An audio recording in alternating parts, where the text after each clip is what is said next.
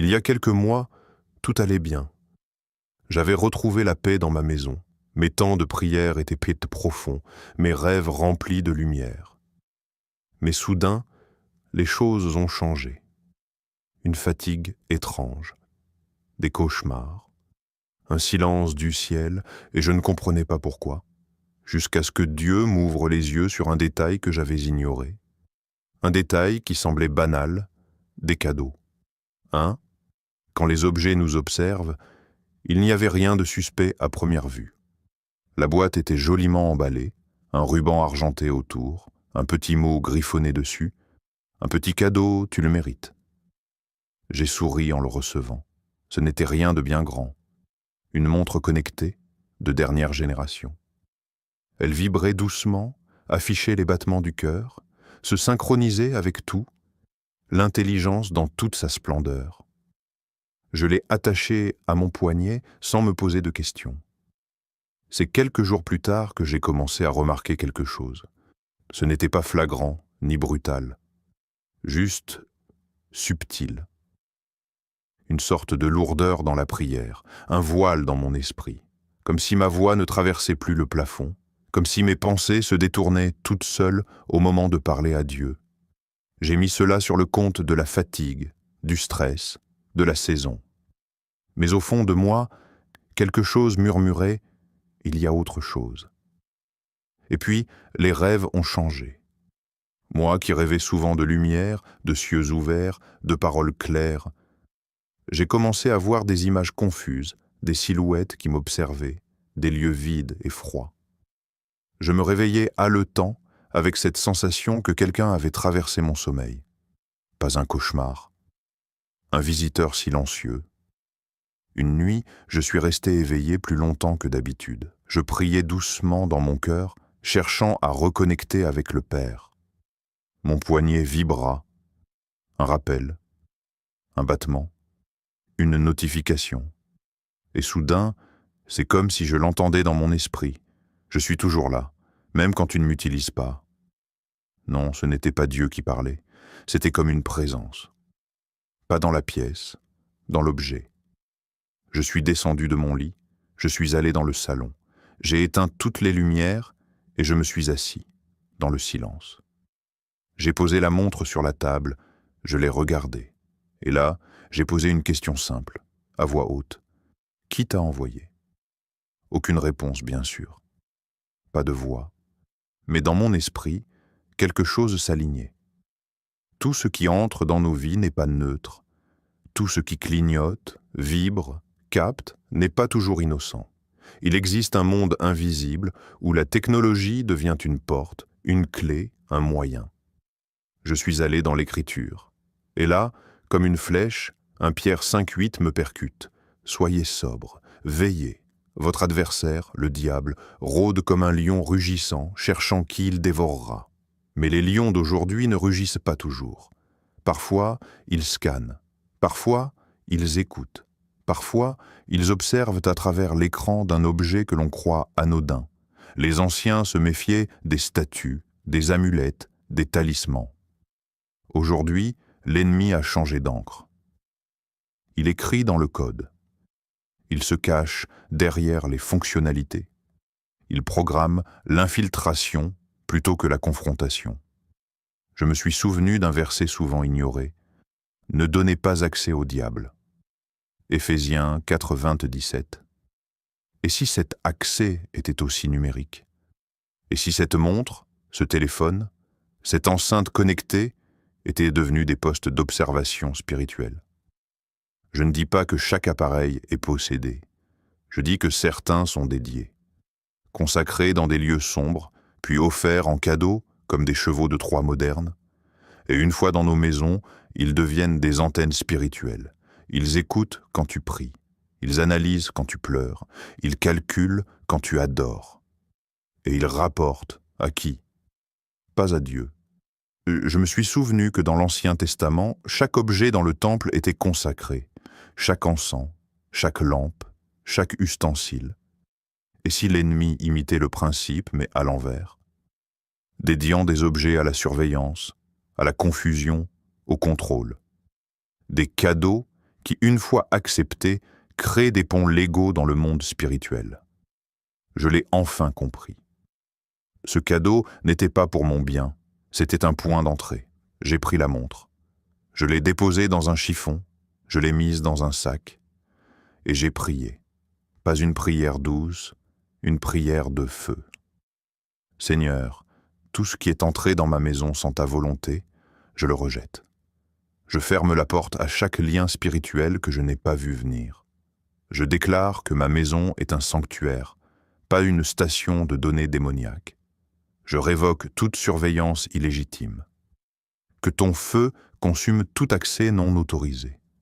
Que mes pensées, mes prières, mes silences t'appartiennent et qu'aucun œil, ni sur la terre ni dans les cieux tordus, ne puisse observer ce que tu as scellé. Et ce soir-là, j'ai dormi en paix. Pour la première fois depuis longtemps, j'ai rêvé de lumière. Et une seule phrase résonnait, comme un rappel doux mais ferme. Ce que tu acceptes sans prier, tu autorises sans le savoir. 2. Le sablier invisible, quand le temps n'est plus aligné.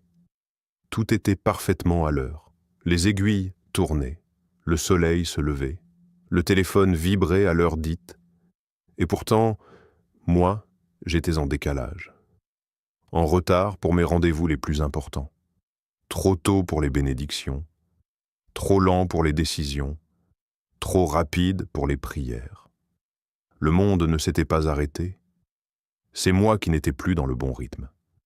Je me tenais debout, devant une antique horloge offerte par un vieil ami de la famille. Un cadeau noble, massif, avec son balancier qui chantait dans le silence. Elle venait d'un autre temps, disait-on, chargée d'histoire, chargée d'honneur, mais chaque tic-tac sonnait faux dans mon âme. Il faut comprendre une chose, Dieu a des saisons et des instants. Pas seulement des années et des mois, mais des moments de percée, qu'on appelle en grec kairos. Ce ne sont pas des heures sur une montre. Ce sont des fenêtres célestes qui s'ouvrent. Un appel soudain à faire, à dire, à se lever, à se taire. Et si tu les manques, elles se referment. J'ai commencé à me souvenir des occasions que j'avais ratées. Un appel que je n'avais pas passé. Une opportunité que j'avais remis à demain. Une personne que j'avais senti voir mais que j'avais ignorée. Et à chaque fois, une voix douce, après coup, me disait « C'était moi. J'étais là, à ce moment-là. » Mais pourquoi avais-je toujours l'impression d'être hors phase, comme si mon cœur battait dans un autre fuseau horaire que celui du ciel? C'est là que j'ai regardé de plus près cette horloge. Elle ne déraillait pas. Elle ne s'arrêtait pas. Elle déroutait. Il y avait comme une présence, une mémoire dans son bois, dans ses battements, dans ses vibrations. Je ne dis pas cela pour dramatiser. Je dis cela parce que certaines choses portent un esprit, pas un fantôme, un agenda. Dans l'Écriture, chaque grand mouvement de Dieu a été calé à la seconde céleste. Noé n'est pas entré dans l'arche n'importe quand. Moïse n'a pas frappé l'Égypte trop tôt. Jésus n'est pas mort avant l'heure. Mon temps n'est pas encore venu, disait-il, avec une précision que nous avons oubliée. Et toi, connais-tu ton temps? Le temps d'agir? Le temps d'attendre? Ou as-tu laissé une aiguille spirituelle manipulée te détourner de ta cadence divine? Je me suis mis à prier, Seigneur, est-ce cette horloge? Ce simple objet, silencieux, discret, noble mais faussé? Et dans mon esprit, c'était comme un écho. Le décalage n'est pas toujours extérieur. Parfois, c'est un sabotage interne, introduit parce que tu crois bénin. J'ai réalisé que cette montre, ce cadran, ce temps suspendu dans le bois et le cuivre, avait été placé dans ma maison comme un instrument de confusion divine. Pas par malveillance consciente, non, mais par transmission, par héritage, par ignorance spirituelle. Les montres ne disent pas toujours le temps. Elles peuvent dire un autre temps, une version falsifiée du moment. Elles peuvent te faire tourner en rond dans des cycles de retard spirituel, là où Dieu voulait des lignes droites. J'étais bloqué, non pas parce que Dieu avait fermé une porte, mais parce que je l'avais ratée en arrivant trop tôt ou trop tard. et chaque retard nourrissait un sentiment d'échec. Chaque échec creusait le doute, et le doute engendrerait l'inaction. Il fallait que je choisisse, continuer à vivre sous une horloge impure ou récupérer ma propre saison. J'ai pris cette horloge entre mes bras. Je l'ai portée comme on porte un fardeau qu'on s'apprête à déposer. Et je l'ai posée sur l'autel de mon salon. Et là, j'ai dit, « Seigneur, je te rends le contrôle de mon temps, je te rends chaque minute dérobée, je te rends chaque cycle imposé, fais de mes jours un chant accordé à ta volonté. » Ce jour-là, quelque chose a changé. Le poids est tombé. L'inertie s'est dissipée. Les choses ont recommencé à s'aligner. Des appels inattendus, des ouvertures précises, des rencontres que je n'aurais pas pu prévoir. Tout cela ne venait pas d'un meilleur agenda, mais d'un temps restauré. Il existe des horloges qui ne mesurent pas, mais envoûtent, des montres qui, sous prétexte de t'aider à gérer ton emploi du temps, dérèglent ton accès à la volonté divine. Ne les accepte pas sans prière. Ne les garde pas sans discernement. Car ce n'est pas ton réveil qui te réveille, c'est Dieu qui te lève. Et si sa voix te dit « ce n'est pas le moment », alors même si le monde crie « vas-y », attends. 3. Le reflet volé. Quand ton image devient une cible, il y a des objets qu'on n'interroge jamais. Ils sont là, ils décorent, ils ornent. Et sans qu'on s'en rende compte, ils absorbent. Dans ma chambre, il y avait ce miroir, ancien, majestueux. Il avait appartenu à une arrière-grand-mère que je n'ai jamais connue. On disait qu'il avait vu passer les générations, qu'il gardait les histoires. Je ne savais pas à quel point c'était vrai. J'ai toujours été quelqu'un de sûr de mon appel. Pas dans l'orgueil, mais dans la conviction. Dieu m'avait parlé dans mes jeunes années. Il m'avait montré une voie, un manteau, une mission. Et puis, sans raison apparente, j'ai commencé à douter. De moi. De ce que je voyais dans le miroir, de ce que je croyais être. Ce n'était pas seulement une crise passagère, c'était plus profond, plus insidieux. Le matin, devant le miroir, je me préparais pour l'église, je mettais ma chemise, je déclarais des versets, je proclamais l'onction. Mais au fond, quelque chose résistait, comme si le miroir absorbait mes déclarations au lieu de les refléter, comme si, au lieu de m'encourager, il m'éteignait. Et un jour, en m'habillant, j'ai senti comme un frisson, un murmure. Pas une voix audible, un souffle dans mon âme. Tu ne sais plus vraiment qui tu es, n'est-ce pas? Je me suis figé.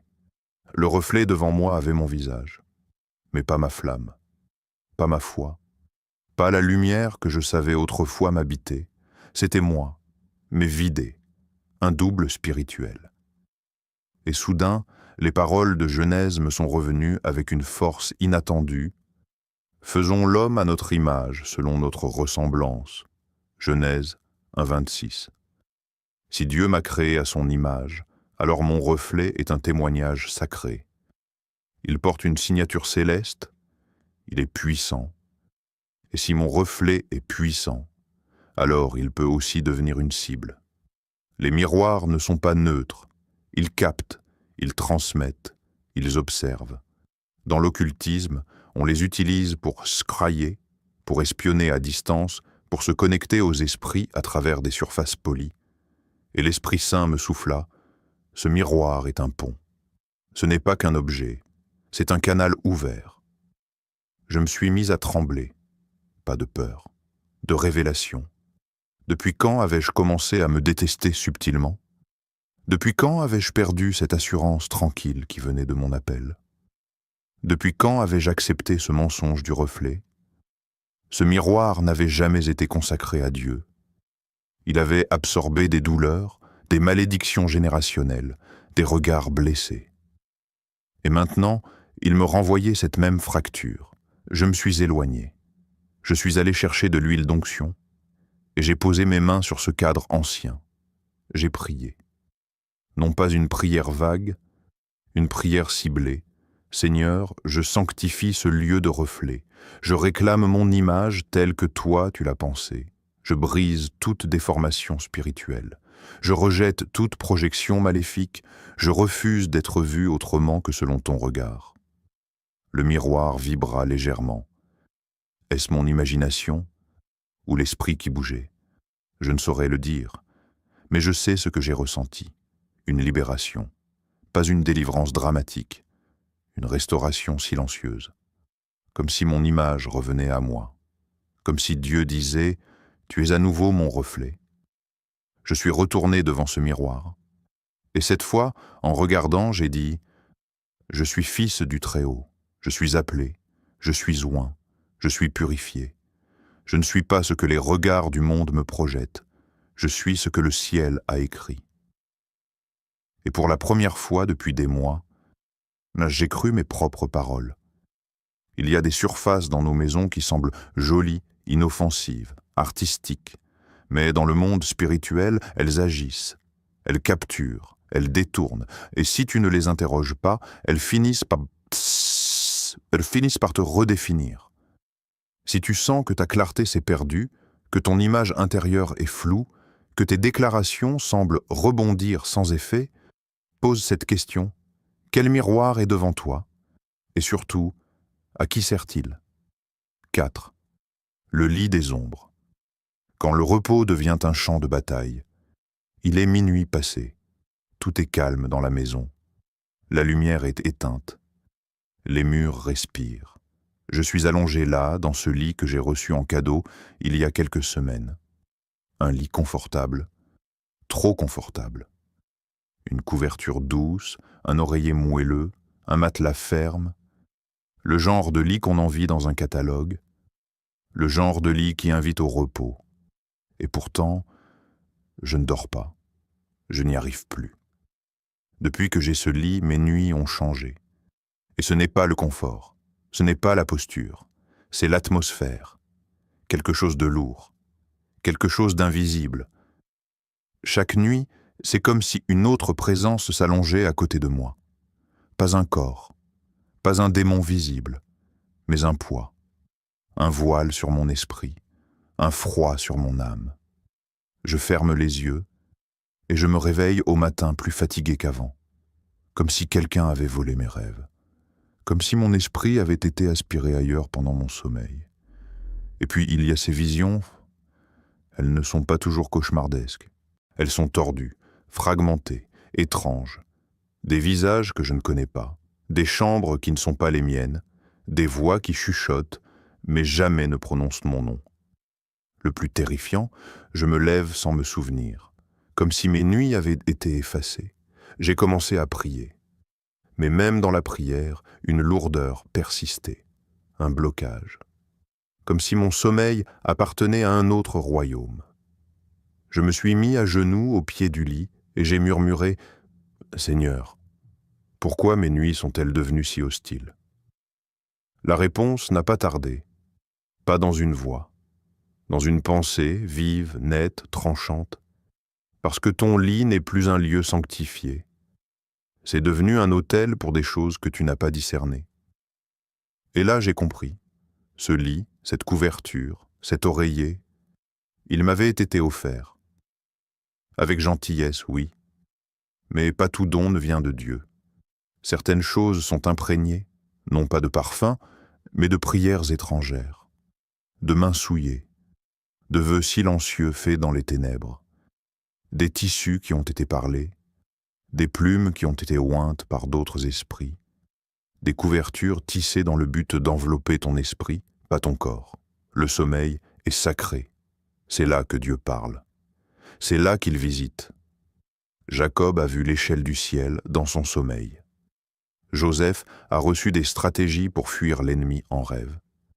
Daniel a décodé des mystères royaux entre deux respirations. Les rois mages ont été redirigés pour éviter la mort du Messie pendant leur repos.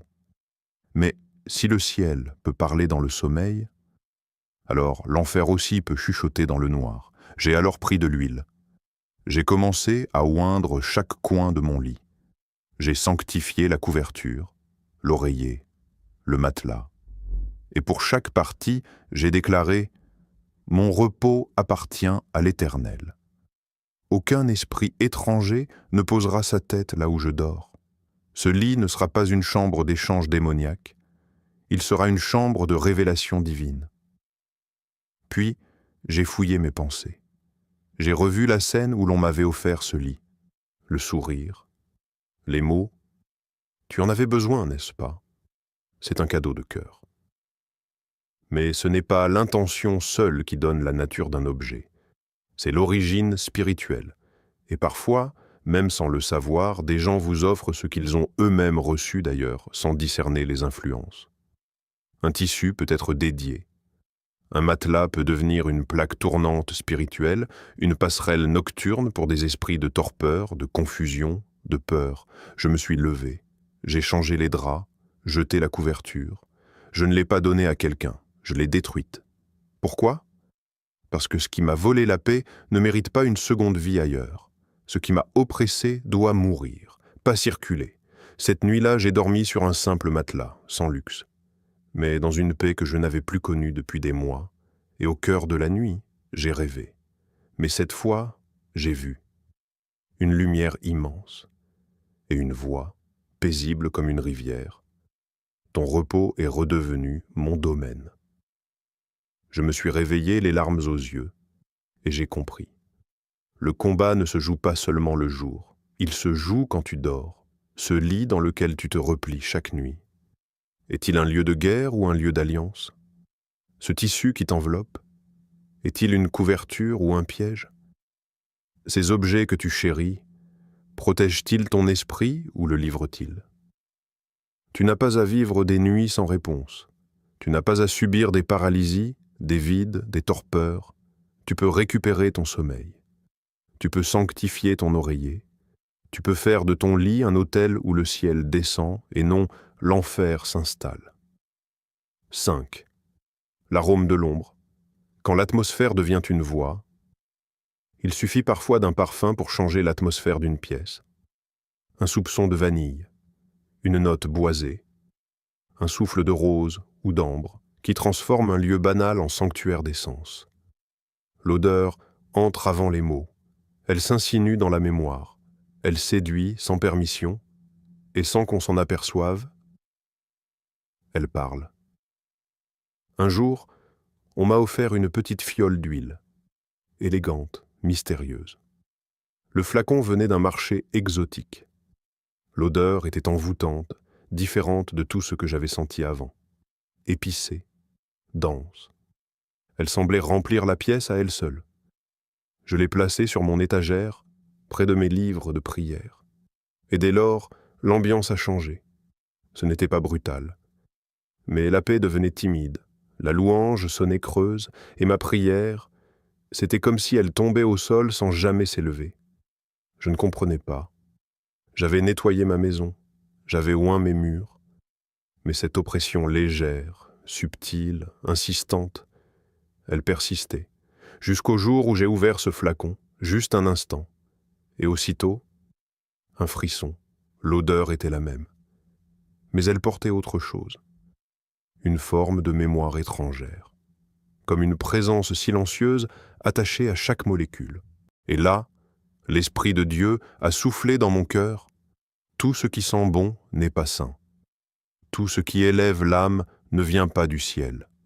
Certains arômes ne décorent pas, ils invitent. Dans le temple, Dieu avait donné des recettes précises pour l'encens. Le parfum des lieux saints n'était pas laissé à l'improvisation, c'était sacré. Et même l'imitation était interdite. Vous ne ferez point pour vous un parfum semblable dans les mêmes proportions. Il sera saint pour l'Éternel. Exode 30, 37. Pourquoi? Parce que l'odeur porte la présence. Elle accueille ou repousse. Elle ouvre des portes ou les scelle. Et l'ennemi a bien compris. S'il ne peut entrer par le cœur, il entrera par le nez, par l'ambiance, par l'arôme qui trompe. Ce diffuseur que tu laisses tourner toute la nuit, ce parfum que tu portes sans y penser, cette bougie apaisante qui t'endort à la prière. Et si c'était l'atmosphère même de ta maison qui empêchait la visitation de l'Esprit? L'Esprit Saint est sensible. Comme une colombe, Il se retire là où l'air devient lourd, là où l'odeur attire d'autres présences, là où les arômes sont imprégnés d'intentions occultes. Certains parfums sont plus que des parfums. Ils sont des invocations. Ils ont été conçus pour ouvrir des portails invisibles, pour troubler la pensée, altérer la paix, diluer la foi. As-tu remarqué comme certaines pièces te rendent soudainement confus, ou nerveux, ou somnolent quand tu veux prier? Tu crois que c'est ton esprit, mais c'est peut-être ton atmosphère. Et cette atmosphère a peut-être été modifiée, non par le péché, mais par un cadeau parfumé. Je me suis levé ce jour-là. J'ai pris le flacon, je l'ai ouvert, j'ai respiré, et j'ai prié. Seigneur, si cette huile ne te glorifie pas, si ce parfum ne te plaît pas, s'il attire des voix que tu n'as pas envoyées, alors je te le rends, qu'il disparaisse de mon autel. Et je l'ai brisé. À l'instant même, c'est comme si l'air s'était allégé, comme si les murs eux-mêmes avaient soupiré de soulagement, et l'esprit, si doux, est revenu. Présence claire, paix tangible. Silence habité.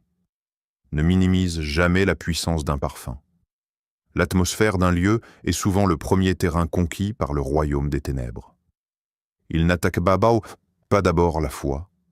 Il contamine l'air.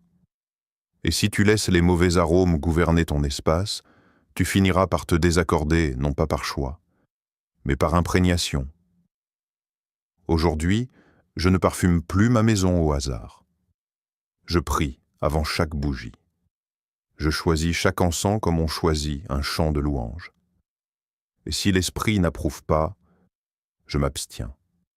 Car ce que mes narines accueillent, mon âme l'absorbe. Et je veux que l'arôme de Christ soit la seule odeur qui règne entre mes murs. Tu croyais avoir reçu des cadeaux, mais certains d'entre eux étaient des clés qui n'ouvraient pas des portes de bénédiction, mais des accès légaux à ce que l'ennemi convoite. Ta paix, ta prière, ton appel, ton sommeil, ton atmosphère. Il ne s'agit pas de devenir suspicieux de tout. Il s'agit de devenir conscient. Dans ce monde invisible, tout parle, tout transporte un message. Un objet peut bénir ou perturber. Mais tu n'es pas sans défense. Tu as reçu un esprit de discernement.